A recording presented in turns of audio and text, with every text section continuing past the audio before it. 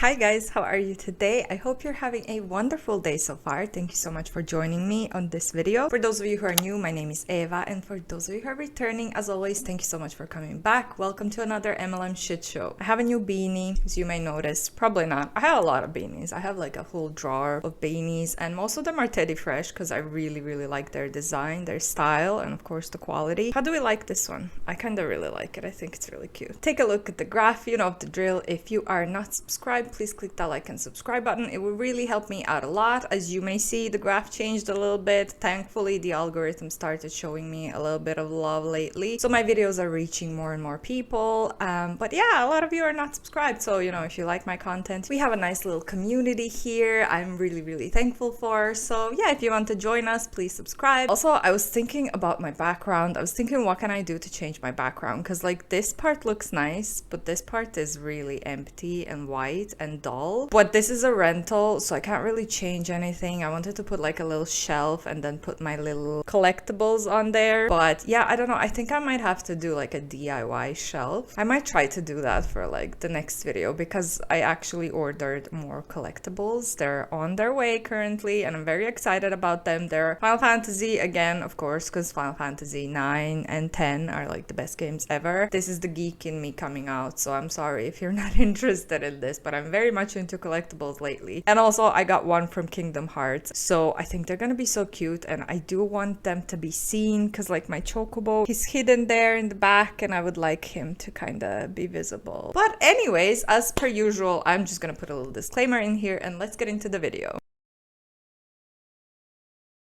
I forgot to say what the video is about. The video is about a MLM bro, as I like to call them. He's actually a network marketing coach. I thought it would be very good to dig into some male network marketing coaches. I found two of them. Today we're gonna look into one of them, and then we're gonna have an MLM bro video number 2. I don't know what I'm gonna name these videos, but they're just MLM bros for me. We're going to dig into network marketing coaches a little bit more in the future. I hope this is something you're interested in. You can leave me a comment down below if you think this is a good idea. But yeah, let's just get into the video finally. I just have a few of his trainings that I thought were interesting, so let's take a look at them. Top 15 reasons distributors I can't say distributors, oh I said it, fail in network marketing. So let's see what the top 15 reasons are. This is going to be interesting. All right, I'm going to give you the top 16 reasons why distributors fail in network marketing.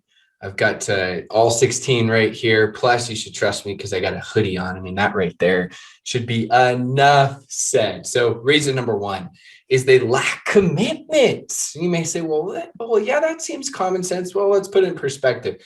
How can you expect others to be committed if you aren't committed? If you say 6 months later, it didn't work for me, and that's why I quit. Well, of course it didn't work for you. You were never truly committed. You never actually truly recruited yourself. Reason number 2, and I'm curious, I want to see which ones of these you struggle with the most. And if you feel like you're doing pretty good at these as well, I always say good leaders have vision, great leaders give vision. So it's learning how to transition this vision into others to help them out. Reason number 2 is discipline. Discipline is not to take away from everything you want. It's to give you everything you ever wanted.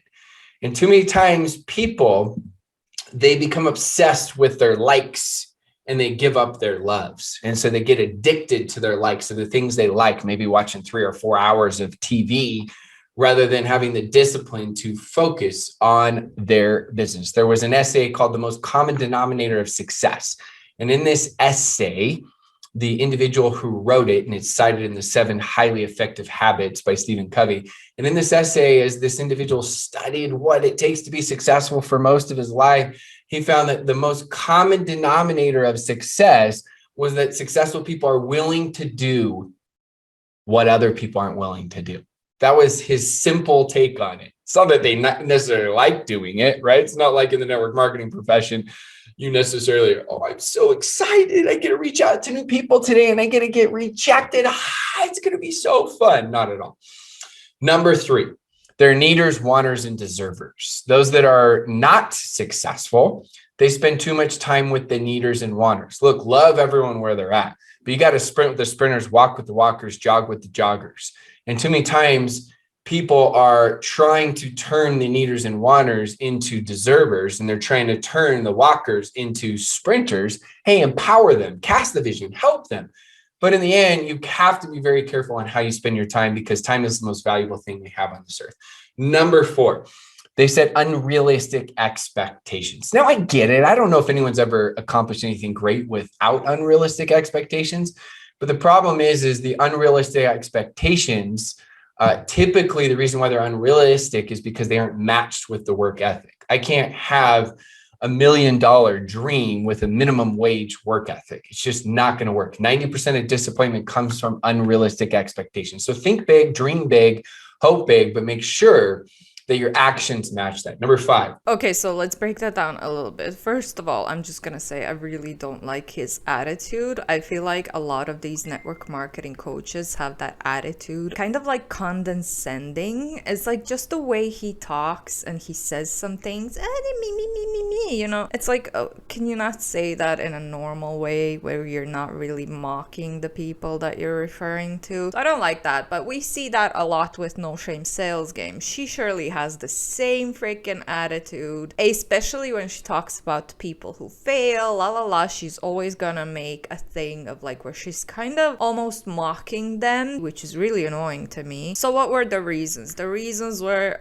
consistency, discipline. Yeah, of course you have to have discipline to do things in life, but when we come back to the fact that this is a network marketing coach which is teaching you how to succeed in an MLM where 99% of people fail, 99% of people don't fail in network marketing because they watch too much Netflix. Like, a lot of people out there are trying and putting a lot of effort to make this business work for them, but they're still failing because the business model is set up for them to fail. So it's really ridiculous to say that they fail because they're not disciplined. So that's just BS, but still not the worst thing that we've heard, because in the previous video, the Arbonne girl said 99% of people fail just because they don't believe in themselves. So that was like the top stupidest reason that they tried to justify why so many people fail. It doesn't matter how consistent you are, it doesn't matter how much effort you put in, you are still going to fail. You have 99% of chances to fail. We often mention like the 2 ways that I personally think that you can succeed in network marketing is if you join very early on and you can cold message recruit a lot of people, or if you have a big following on social media, if you're already an influencer, an actor, or whatever, and you can just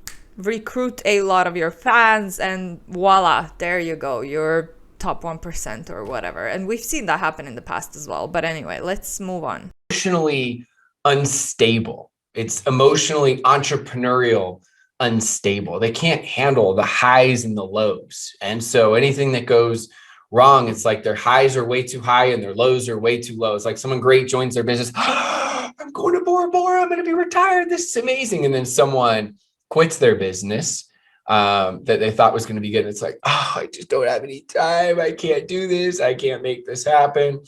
Number 6, they don't take responsibility. They're the blamers. They're the victims. It's just my area. I'm just naturally not good on social media. I don't have the circle of influence, and the products were back ordered, right? And so they're always focused on everything that's wrong, rather than successful people take 100% responsibility. Even if there's something that goes wrong and it's not your fault, it's disempowering to give credibility to the excuse. You can focus on problems or solutions. You can't focus on both at the same time. So focus 90% of your time on solutions. Number 7, they don't have a mentor. Now I get it. Some of you don't have personal mentors. That's okay. If you don't have personal mentors, reinvest in yourself, find coaches, right? You can also, what I did when I started, I did have a personal mentor. I found virtual mentors, personal development type mentors, the gurus that I love listening to. Jim Rohn was one of those. And I just listened over and over and over to all of his content. I'd watch on YouTube. I would buy audiobooks. They became personal mentors. Number 8, they don't stay focused, right? It's squirrel, squirrel, squirrel. They have the ADHD moments all the time because they're not used to being entrepreneurs. And so, now it's like, oh, I can do whatever I want. This is amazing. And so everything becomes tomorrow, the next day, the next day, the next day. Someday isn't one of the 7 days of the week. So you need to make sure that you've got focus and you're dedicating those income producing activities of when you're going to make those new contacts, time block exactly when you're going to do that. Did this dude actually use the words emotionally unstable? First of all, what the hell was he thinking? Second of all, like, that is not something you should use in this context. You have too many highs, you have too many lows. First of all, emotionally unstable is like an actual disorder, the most common type of a personality disorder. So why are you using this to say that someone is playing a victim to kind of get your point across when it doesn't have anything to do with network marketing? I mean, I hope I'm making sense. I'm a little bit angry now. Also, there's a thing called the HSP, which means highly sensitive person, and there is nothing you can do about it. Every 1 out of 5 people has this. I don't really know. I don't remember if it's a disorder or no, but this is like when you're really, really emotional, and I belong in this group of people actually, along with having PTSD. I'm gonna cry to everything, every movie, every game. Well, not every, but if it touches me, if the topic touches me, I'm one of those people who cries. And my brother always makes fun of me because I always cry at games, especially if they have like sad endings. So he was trying to tell me like you should go on Twitch and like stream gaming and stuff like that. I'm like, there's no fucking way I'm not gonna cry in front of people like at a game. It's embarrassing, but it is what it is. I think 1 out of 5 people is this way. We just have too many emotions for him to use that, something that you can't do anything about. It is what it is. That's way out of line. So anyway, I am utterly pissed about him using like ADHD and emotionally unstable as being like,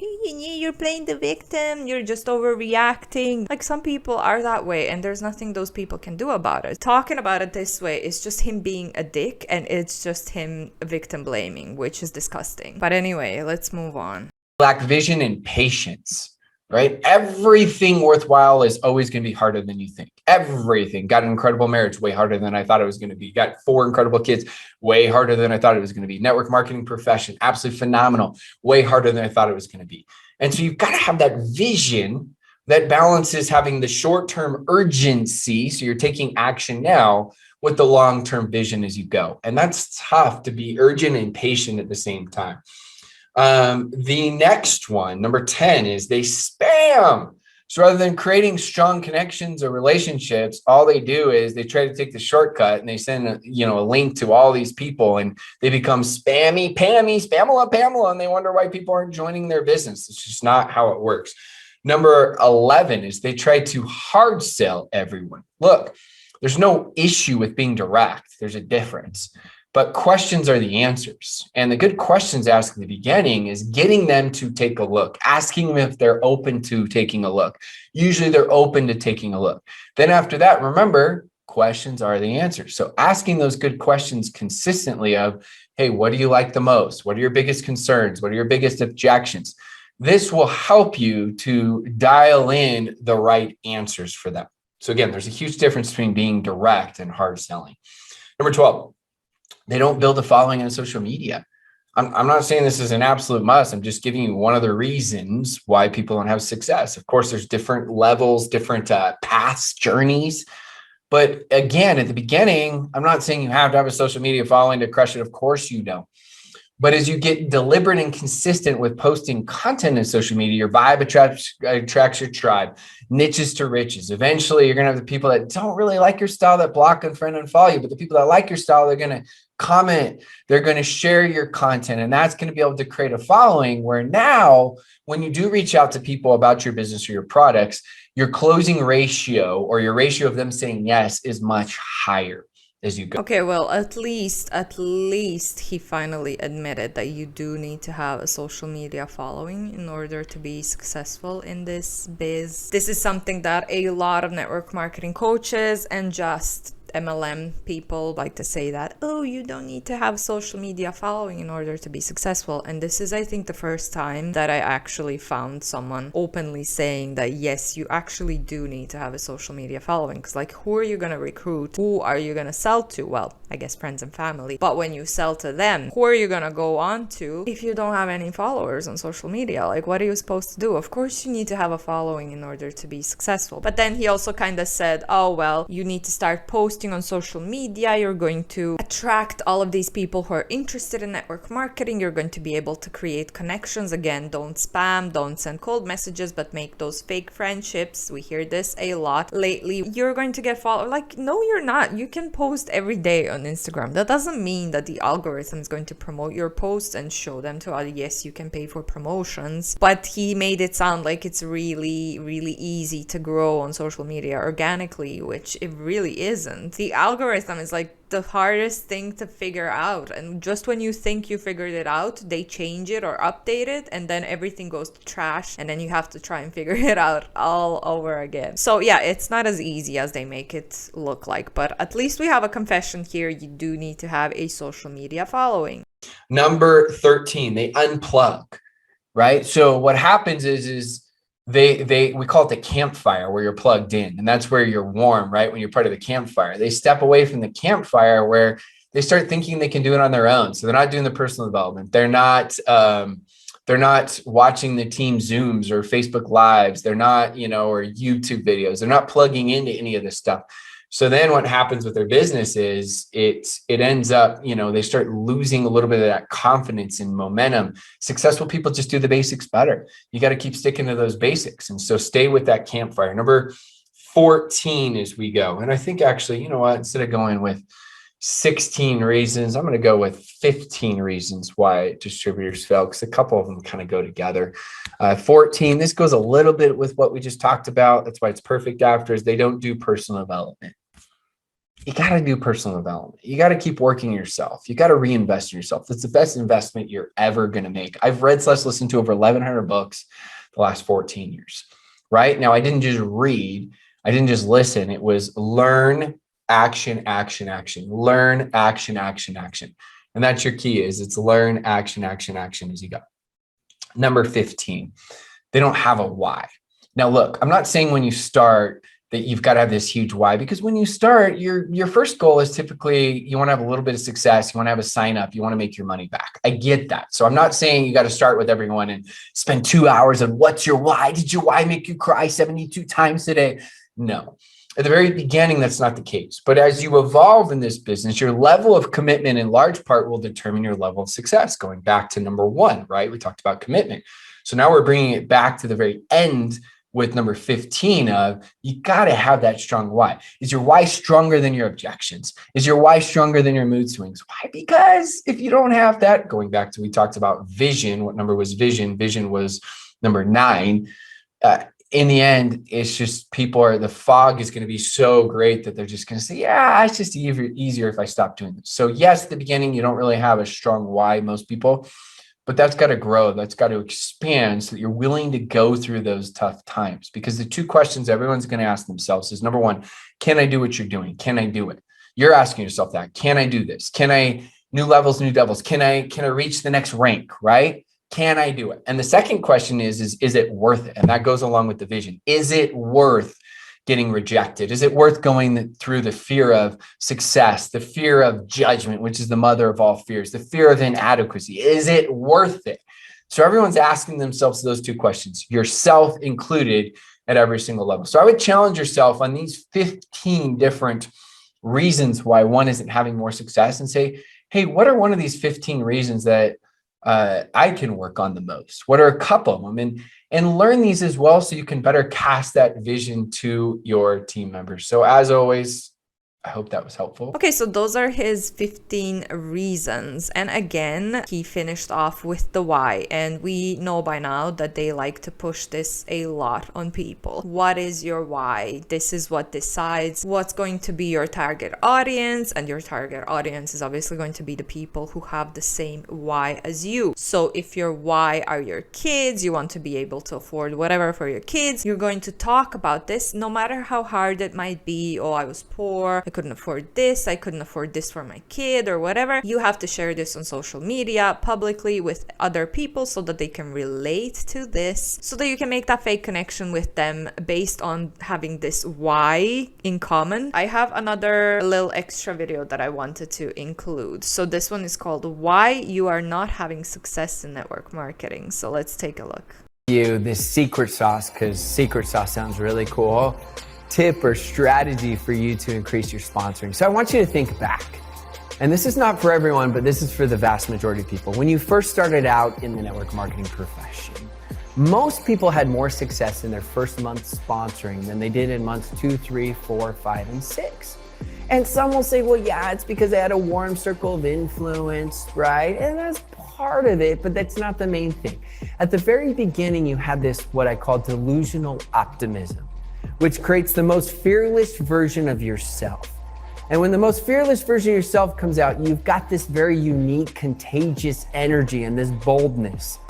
And with this unique, contagious energy and boldness, your energy is up here, your information is down here. And what happens? You see an increase in sponsoring and you do a lot better and you're so excited. And then you go through what I call the sophomore slump. So you go to the honeymoon stage where you're delusionally optimistic. And now we go through the sophomore slump where you have people that quit and you have people that reject you. You have people that say no. And so your energy level goes from, remember it was here and your knowledge was here. Your energy level starts to go down. And as your energy level goes down, what you start to do is try to learn more. The problem is it's learn, very little action. So now as you're learning, your information goes up, but your energy keeps going down because you're not taking action.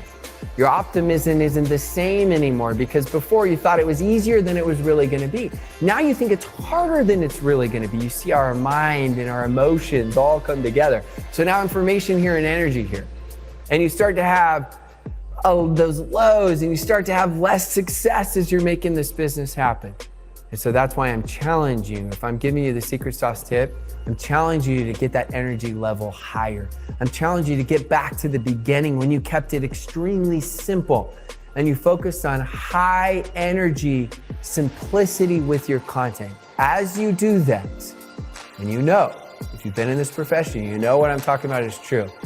It'll help you to get back to those basics of having success with sponsoring and recruiting. Okay, so again, very simple, right? If you are failing in network marketing, it is because your energy levels are too low.